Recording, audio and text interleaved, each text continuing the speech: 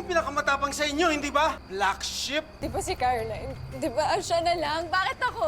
Backup ka.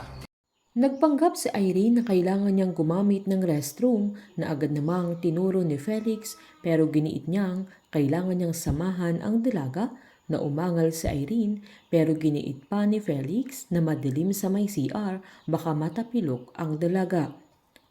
Todo na ang kaba ni Irene sabay sinaad niyang pwede naman silang lumipat na lang sa isang cafe na may malinis na restroom na bakit doon pa sila naghihintay. Giniit naman ni Felix na masyado siyang madaming tanong. Nainis na ang dalaga at tinanong niya kung ano talaga ang kailangan ni Felix sabay tinanong niya kung may darating talagang magdadala ng pera na nanindigan naman ang binata na kailangan niyang maghintay dahil dito ay wala nang nagawa sa Irene kundi ang pumunta sa CR pero nasa likod lang siya ni Felix at nagbantay pa talaga sa tabi ng pintuan. Pagpasok na Irene ay takot na siya na alam niyang nagsasabi ng totoo si Caroline. Habang ang dami ng text ni Aling Pat kay Caroline pero wala pa ring reply ang dalaga kahit sinabi niyang andoon na siya sa meeting place nila na tinanong pa niya kung pupunta ang dalaga.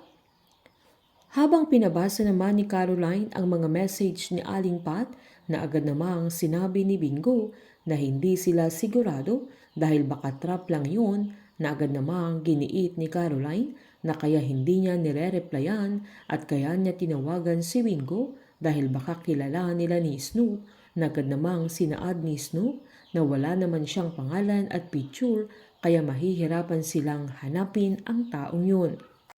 Agad namang naalala ni Bingo kung wala pa ring balita tungkol kay Irene kaya agad-agad namang chinek ang messages ni Caroline at nakita niyang nag-online ang kapatid niya at nabasa niya ang message niya sa kanya pero walang reply sa Irene.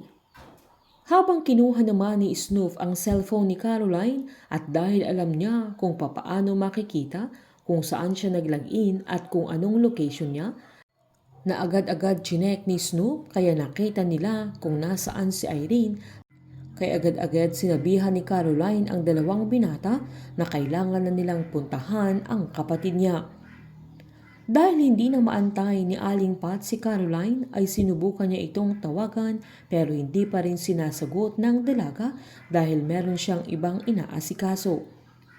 Sa paglabas naman ni Irene sa CR ay sinumbat niya kay Felix na wala siyang ginagawang masama sa kanya kaya nagtaka na ang binata dahil nakatunog na si Irene na agad namang sinabi ni Felix na paparating na ang taong kikitain nila pero sinumbat naman ni Irene na paparating na ang taong maniningil sa kanya o sa mismong pamilya niya.